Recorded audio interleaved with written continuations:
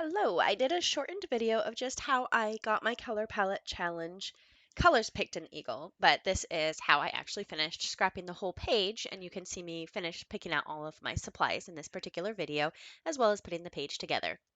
So once I had that color palette challenge folder put together, I did go in and I narrowed things down to be just 600 by 600, which is approximately the size of most kit previews, because I wanted to make sure that I could see if there was a particular kit that had all of the colors that I wanted to use, instead of having to look through and find all of the items one by one by one. And as I browsed through, I didn't really see anything that caught my eye. Since I didn't find anything, I decided to go back and just kind of look by colors and see what I could find that way. I decided to start with just some really basic colors, or items, not colors. So I started off with just things that were very plain in that color, some plain papers I pulled in. I pulled in some plain easy to use elements like some stars, some simple word art, things that don't really require a specific theme, but that I could probably make work with anything while I tried to decide where exactly I was going with this page. I liked the button that I pulled in because it did have some of the white in it, and I found a couple other things that had some of the white mixed in with the other colors, and so those were nice to find and be able to add in there too.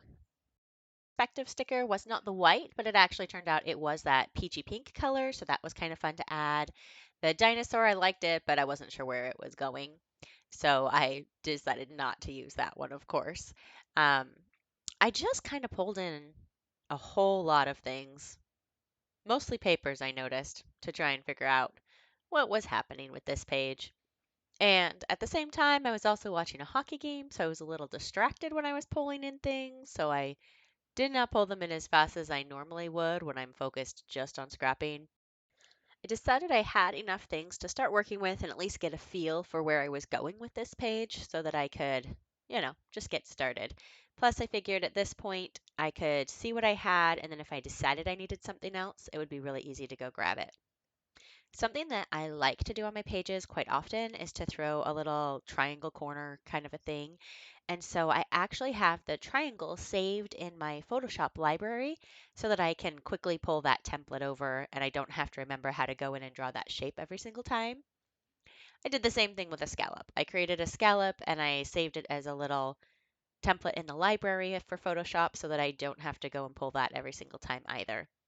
Sometimes I just like that little bit of a whimsical feel, and I thought the scallop goes really well with those heart-shaped flowers because it gives that rounded edge in another area and not just at the bottom. I opened Lightroom to find the photos that I was going to add to this now that I knew I had some whimsical things going on in here, but that word art is what really drove my page is I decided introspective and I've had a lot of introspective thoughts lately, so I decided to pull a photo of myself that I had taken recently and comment on some little things that have been going through my mind. I had a little toddler boy give me a dandelion, and so that went really well with what my thought process was at this moment because I've been thinking about the simple joys in life and how sometimes it's not the great big huge things like the big vacations and stuff, as fun as those may be, but it's the little everyday things like somebody smiling or, picking up your favorite little candy or your drink was made just right or tastes good. I decided I wanted to fill in a couple of the hearts with the colors from the color palette, kind of just like coloring them in. I have an action that normally selects and expands and does what I need it to, but it was actually too big for these little hearts, so I just did it a different way. And I decided to just leave them, paint them, make it simple so that they'd be easy to duplicate and fill with the other color. When I got close in, I realized that those hearts were actually like a navy blue and not just a dark color. So I went ahead and used the color replacer to change it to that darker blackish color so that it did match the other colors on the page and it worked for the challenge. Then I went ahead and just duplicated a couple of the hearts, filled them in with a couple of the other colors. I didn't want every heart filled in because I didn't want them all to be colored. I was just looking for a little bit of balance on the page. I wanted it to have the colors throughout the page and not just all sitting in one particular section. Once I got the hearts all finished coloring in that I wanted to color in, I went ahead and decided to move the elements around a little bit. I had to go find a couple of them because I knew I'd picked out some white ones, but they all seemed to be hiding at the very bottom of my stack of papers.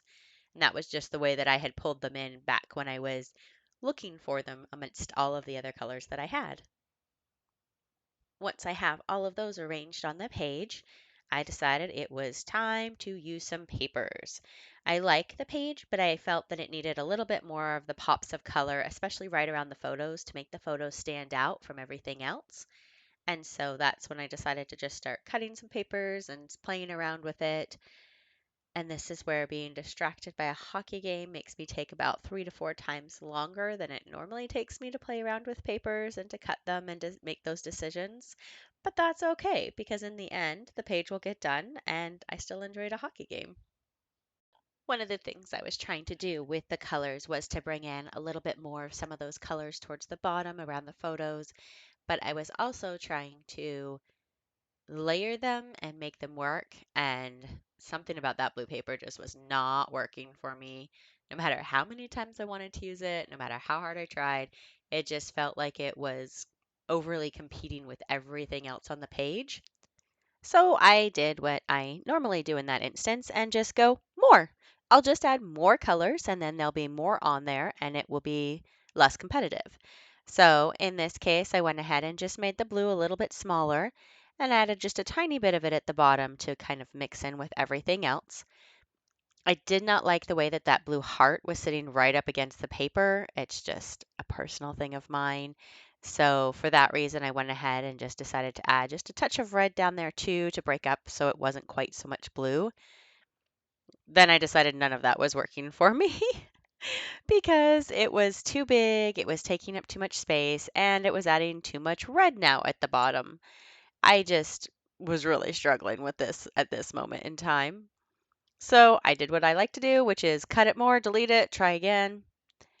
And then as I had been finishing up with the papers, I knew I wanted to use that alpha still. That's why that letter was still sitting there.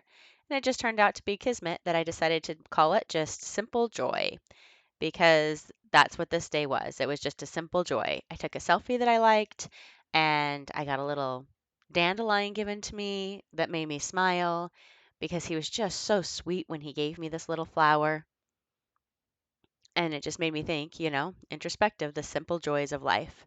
So for this, I decided to add my journaling in that open space at the top. I knew that's where I was going to add my journaling to start with. That's part of the reason why I made my title so small was because I knew I wanted to be able to put that story up there and be able to have plenty of room to journal up there. So I just used the text tool, typed everything in there, and that is my finished page.